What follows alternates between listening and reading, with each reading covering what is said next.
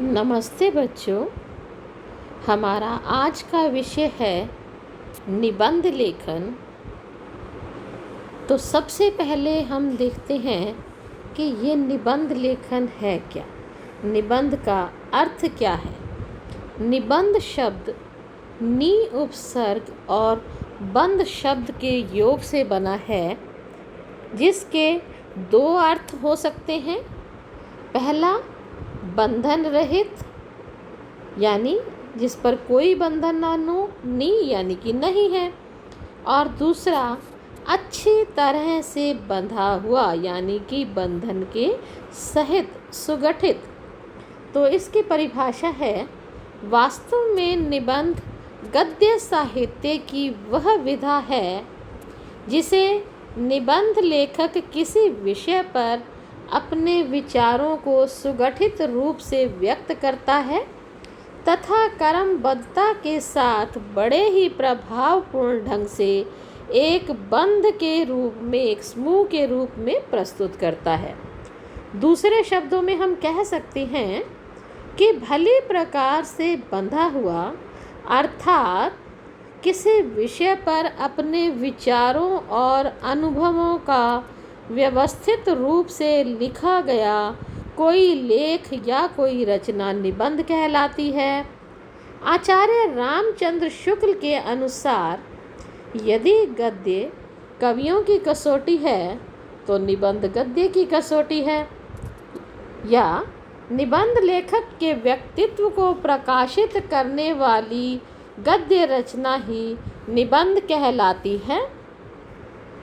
दूसरे शब्दों में हम कह सकते हैं कि निबंध द्वारा हम अपने विचारों, भावों या सुझावों को संयमित, यानी कि निश्चित शब्द सीमा में प्रभावशाली भाषा एवं तथ्यों की सहायता से प्रकट करते हैं। निबंध के विषय अनंत हो सकते हैं, यानी कि निबंध किसी भी विषय पर लिखा जा सकता है। तो अब प्रश्न उठता है कि ये निबंध है क्या। अंत में हम कह सकते हैं कि निबंध शब्द दो शब्दों से मिलकर बना है, नी और बंध। इसका अर्थ है भली प्रकार से बंधी हुई रचना, अर्थात वह रचना जो विचारपूर्वक क्रमबद्ध रूप से लिखी गई हो। निबंध गद्य रचना को कहती हैं जिसमें किसी विषय का वर्णन किया गया हो। निबंध के माध्यम से लेखक उस विषय के बारे में अपने विचारों और भावों को बड़े प्रभावशाली ढंग से व्यक्त करने की कोशिश करता है। तो निबंध वह गद्य रचना है जो किसी विषय पर क्रमबद्ध रूप से लिखी गई है। आशा है कि आपको अब निबंध के बारे में समझ आ गई होगी।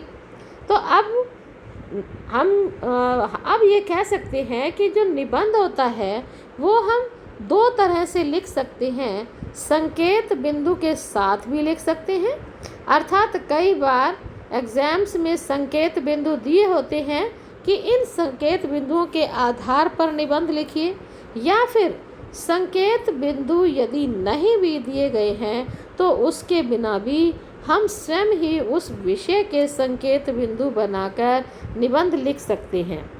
एक निबंध में ये विशेषताएं होनी आवश्यक हैं। निबंध में प्रभावशाली और विषय अनुरूप भाषा होनी चाहिए। समस्त तथ्यों और बिंदुओं पर चर्चा होनी चाहिए। क्रमबद्धता और तारतम्यता का निबंध लेखन करते समय ध्यान रखना चाहिए। वर्तनी शुद्धि और विराम चिन्हों का प्रयोग अवश्य करना चाहिए।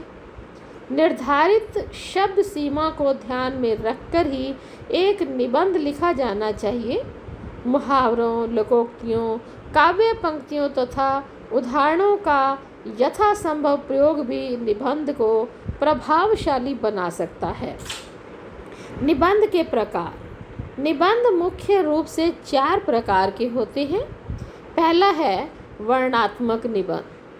वर्णनात्मक निबंध के अंतर्गत ऐसे विषय आते हैं जिनमें विषय विशेष के बारे में विस्तार से वर्णन किया जाता है, जैसे किसी मेले का वर्णन, त्योहार का वर्णन, किसी ऋतु का वर्णन आदि, यानी कि इन विषयों का हम वर्णन करते हैं। दूसरा है विवरणात्मक निबंध। विवरणात्मक निबंधों के अंतर्गत ऐसे विषय आते हैं जिसमें विषय का वर्णन दिया जाता है, जैसे विशेष स्थानों, स्मारकों, घटनाओं, यात्राओं का विवरण प्रस्तुत किया जाता है। कौन सा स्मारक कब बना, किसकी याद में बनाया गया, कौन सी घटना कब घटी, क्यों घटी, और यात्राओं का वर्णन भी इस तरह से हम उनका विवरण देते हैं। तो ऐसे निबंधों को विवरणात्मक निबंध कहा जाता है। तीसरे नंबर पर आता है भावात्मक निबंध। भावात्मक निबंध में भावों का महत्वपूर्ण स्थान होता है। इसमें किसी विषय जैसे मित्रता, परोपकार, मानवता आदि विषयों पर लिखने वाला अपने मन के भावों को प्रकट करता है। ऐसे निबंधों को भावात्मक निबंध कहा जाता है। अगला है विचारात्मक निबंध। विचारात्मक निबंध में किसी विषय के पक्ष, विपक्ष, हानि, लाभ आदि के विषय में विचार व्यक्त किए जाते हैं। ये निबंध देश तथा समाज की समस्याओं से जुड़े हुए होते हैं। इनके अंतर्गत आने वाले विषय ये हो सकते हैं जैसे विद्यार्थी और अनुशासन, आतंकवाद, प्रदूषण की समस्या, विज्ञान वरदान और अभिशाप इत्यादि अनेक विषय विचारात्मक निबंध के अंतर्गत आ सकते हैं। निबंध के अंग। निबंध के मुख्य रूप से 4 अंग होते हैं। सबसे पहला होता है शीर्षक, दूसरा प्रस्तावना या फिर इसे हम भूमिका भी कह सकते हैं, और तीसरा होता है विषय का विस्तार। इसके अंतर्गत हम विषय पर तर्कपूर्ण चिंतन करते हैं, विषय से संबंधित तथ्य तथा आंकड़े या उदाहरण आदि जुटाते हैं, उसे सुझाव देते हैं, उसका निदान करते हैं और उपाय इत्यादि, यदि समाधान के लिए उपाय चाहिए तो वो भी प्रस्तुत करते हैं।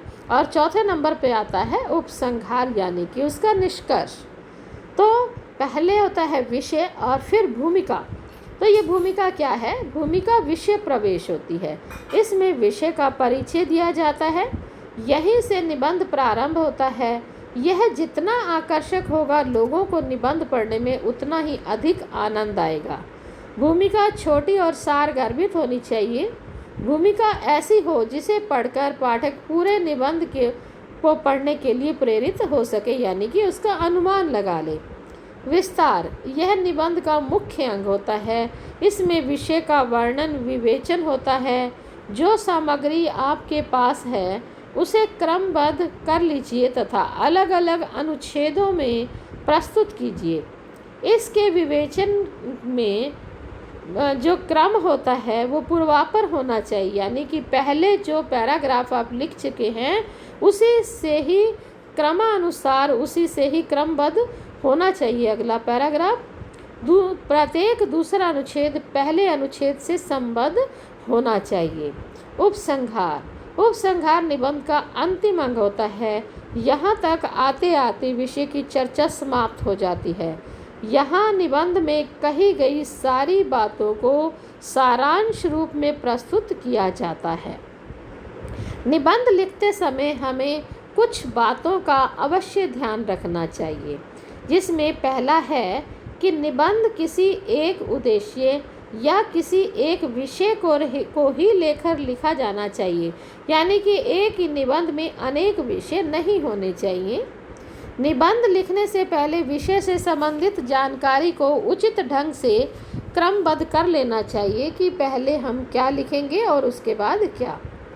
तीसरा, निबंध की भाषा सरल, सरस तथा लेख सुगम होना चाहिए, सरल होना चाहिए, अर्थात पढ़ने में कठिनाई न आए, भाषा क्लिष्ट नहीं होनी चाहिए। विचार क्रमबद्ध तथा आपस में संबंध रखने वाले होने चाहिए। निबंध को व्यर्थ विस्तार नहीं दिया जाना चाहिए। जहाँ तक हो सके वर्तनी, यानी कि भाषा जो है, जो स्पेलिंग है, उनकी अशुद्धियाँ नहीं होनी चाहिए। इसके बाद 7वें नंबर पर आता है विराम चिन्हों का पूरा ध्यान रखना चाहिए। कई बार विराम चिन्ह न लगाने से एक ही लाइन के लगातार लिखते चले जाने से एक ही लाइन का अर्थ बदल जाता है।